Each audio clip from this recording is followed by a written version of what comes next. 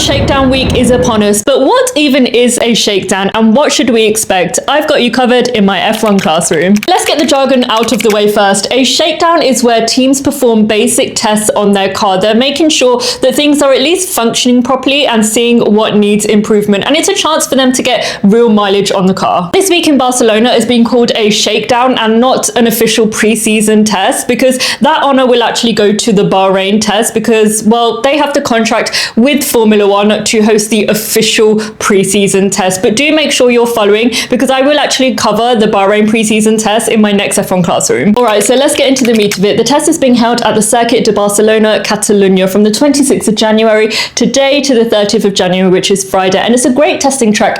A, location-wise, it's close to the teams, but B, we've got a mix of slow, medium to high-speed corners. We've got the long straight, and all of it is great for testing the aerodynamics, the balance, brakes, tires, so much more. And usually we get pretty ideal weather here. We might get some wet weather tomorrow, but generally it's pretty good. Now back to the 5 days. All 11 teams have been invited to take part in this test, and they will get to choose a maximum of 3 out of the 5 days in which they wish to run. And all the teams do it differently. Some teams will arrive a day or two late, like McLaren, for example, and that's to maximize the development time before they arrive to Barcelona. And well, this is not a mandatory event. As we know now, Williams will not take part in the test at all. This event is a private event. It's behind closed doors. We will not get a live broadcast, and it takes the pressure off the teams in case of any kind of early mistakes or errors. But what we will get is a daily highlights video and some information from F1 themselves. And we might also get some leaks or rumors from those at the track, but do take that with a pinch of salt. As for the running of the day, it's 8 hours per day and only one car from each team is on track, and